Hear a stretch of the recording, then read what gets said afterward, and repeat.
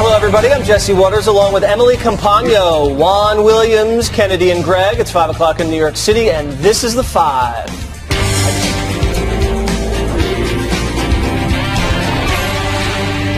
I was happy to see on the front page of the New York Times for the first time where they were talking about spying, and they were talking about spying on my campaign. That's a story bigger than Watergate as far as I'm concerned. President Trump calling a new report that his campaign was spied on bigger than Watergate as Democrats and the media continue to eat crow. The New York Times exposing just how far the spying went. During the summer of 2016, the FBI sent an undercover female investigator to meet then Trump aide George Papadopoulos at a London bar. She reportedly then asked him if the Trump campaign was working with Russia. And Papadopoulos says the young informant even tried to seduce him. I went and I met with her, and she was very suggestive, as you can understand. Younger, very flirtatious, and I right away understood that this wasn't a Cambridge assistant, and was trying to do two things. One, to extract information about my professional connections in the Middle East, and two, to see if I had any information that she could potentially extract for me about Trump in Russia, which of course is nonsense. When the New York Times suggested in their reporting today that the British were told of this operation, I believe the British actually were actively spying on me as well. And President Trump thinks he knows who started the whole thing. I think it's corrupt as hell, and I think what's happened between Comey and McCabe and Brennan and all of these people, I think that he did a terrible job. I would say he probably led some kind of an effort. The word spying has been used. He probably was one of the people leading the effort on spying. And the media is once again looking foolish. Let's take a quick trip down memory lane when they trashed Trump for daring to suggest that there was spying. President Trump has a new favorite word, and every time he uses it, he is lying. And that is the word spy. The president is tweeting in high gear. He wants you to believe that his campaign was spied on, and it's one of the worst things that we've ever seen from government. The notion that somehow the FBI planted someone inside the campaign to spy on the campaign is just not true. Just not true. All right. So, Greg, the media's been wrong about the dossier, about collusion, and now they've been wrong about spying. But I know you want to talk about the honey trap, probably. I probably don't. No? No. I want to say, though, that there has been one oasis of rightness, and I believe it's called The Five. Oh, Five has been right the entire time. Four of the five. By the way, I did enjoy him saying bigger than Watergate, because that was basically throwing it back at everybody saying that collusion was bigger than Watergate. Yeah. That's like saying, just say no while smoking a joint. It was his way of mocking everybody for the past 2 years. The media is going to have to play this down because they've been wrong for, 3 years? They've been chasing the wrong story the whole time. They're like the reverse Columbo. Right? It's like they never catch the bad guy. They always catch the wrong guy. So they're going to have to continue this narrative because it's too humiliating. So they're going to shout about McGahn, and they're going to shout about getting Mueller, because they can't admit that for so long they were chasing the wrong. You know what it is? This is like a great episode of Law and Order. You know how there's always a surprise at the end, a surprise twist, but it's always the architect, that kills the person. In this case, it's like the rich executive is innocent. That's right. Maybe Columbo is the bad guy. Yes. I mean, that's who the media is. Think about this. Unbelievable. They've spied on a presidential campaign. They've tried to cover it up. And Juan has been wrong about the whole thing. Because the New York Times, I must say, because the New York Times reported it. But it's a question to Kennedy. Kennedy, how do you feel about Juan being wrong? Why not? Go ahead. Because this is like a drunkard's convention. You guys are so off the tip. I know it's Friday, but it's not Friday night yet. Okay, Give it a so break. is the New York Times fake news? Juan? No, they're right. You're fake news. How? You said the FBI implanted somebody in the campaign. How crazy is this? But you just go on the air and say this stuff. If you send a paid informant overseas to entrap someone with sex. It wasn't entrapment. Oh, it's Give not? cover to your other You want to know what it was? Yeah. They were doing their job. Their job is to check and see if a foreign nation was interfering in an American election. They sent someone over there because Papadopoulos had told people, oh yeah, and Russia's providing information on who Hillary told Clinton. Papadopoulos that? I think who told another him? informant. I don't know who told him, but that's what Joseph Misson. So the Bureau's doing its job. What does FBI stand for? Bureau of Investigation. They didn't come to any conclusion. They were protecting America, and you make this just like Trump. I guess you're reiterating Trump's point.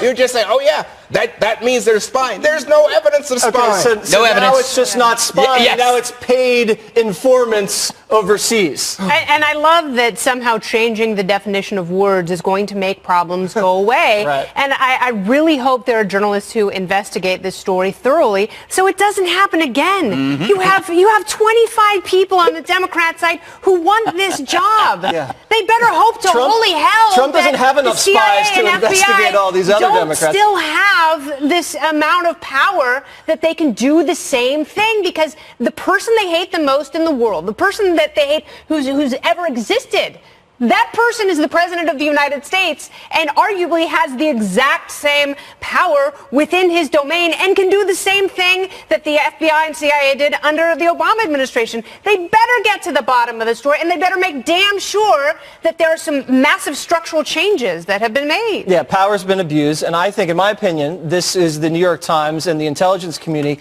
getting out in front of what they see as an IG report coming out that's going to be damning.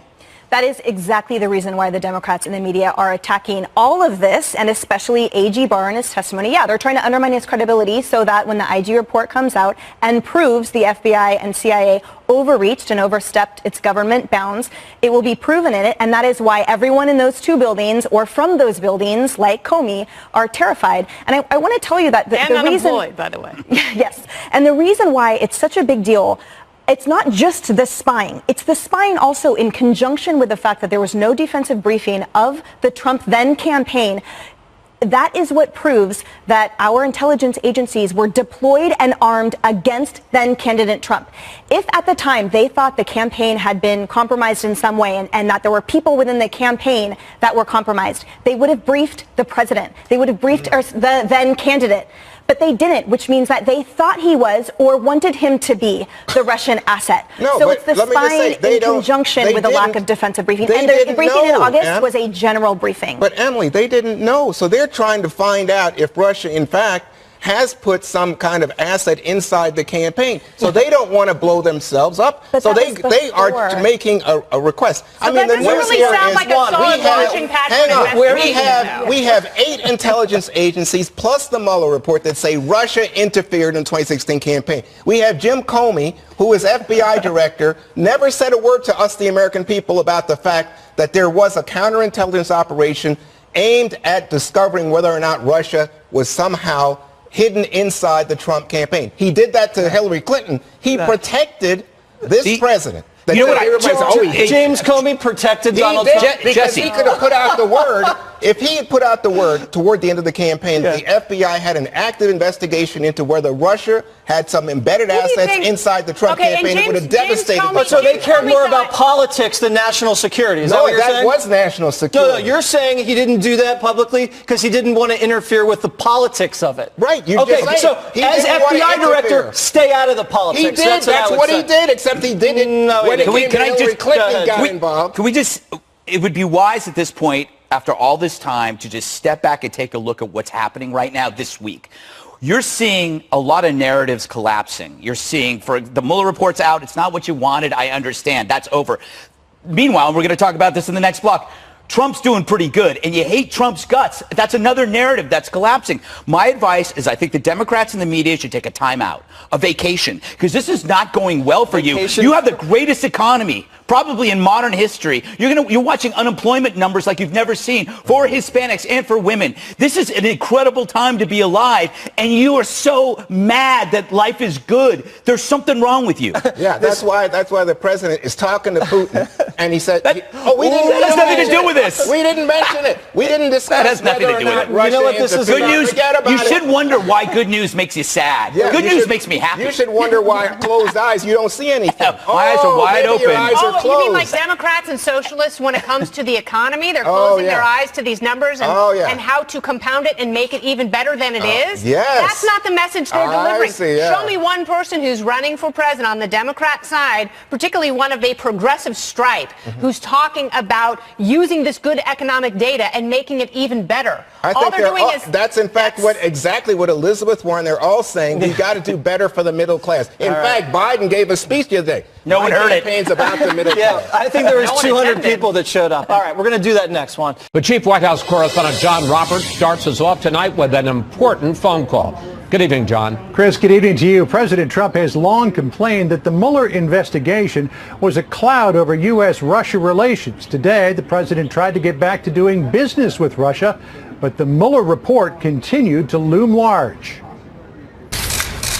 It was the first time in weeks President Trump has spoken with Russian President Vladimir Putin, a phone call that lasted more than an hour. President Trump saying they talked about the Russian hoax and that Putin seemed amused by the findings of the Mueller report. We discussed it. He actually sort of smiled when he said something to the effect that it started off as a mountain and it ended up being a mouse. House Democrats are in active negotiations with Robert Mueller to appear before the House Judiciary Committee.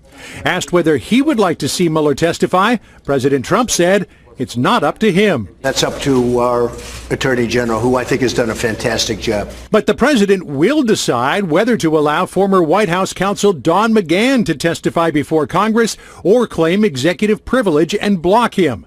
President Trump says he hasn't made up his mind yet. That'll all be determined over the next week or so. Democrats also gave the Attorney General a last chance to avoid contempt of Congress in a letter to William Barr, dialing back some of their demands for investigative materials related to the Mueller report, but standing firm on their insistence that they get them. I think that that's probably the only step Nadler has is at this point to be conciliatory. I think he saw how ridiculous and silly that he and his delegation looked yesterday.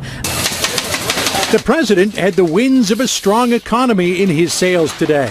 The April jobs report showing 263,000 people found work last month, far more than the 190,000 projected. The unemployment rate dropped to a 50-year low of 3.6%. The labor participation rate also dropped. White House officials put that down to a random fluctuation, but the president was thrilled with the overall findings. We have the lowest unemployment rates for different groups of people, whether it's African American, Asian, Hispanic. A strong economy could give the president a huge boost going into 2020, which is why the House Speaker today tried to blunt the momentum. In a statement, Nancy Pelosi saying, unfortunately, the evidence shows that most of the economic gains continue to benefit those already well off. Not so, said the president's chief economic advisor today. The strength in jobs and wages is coming from the middle and the lower middle. It's the blue collars. In his phone call with Vladimir Putin, President Trump today discussed the possibility of a new nuclear arms deal, one that might also include China. And while President Trump and Putin did discuss the Mueller report, the president said he did not bring up possible Russian meddling in the 2020 election. Chris? John Roberts reporting from the White House. John, thanks for that.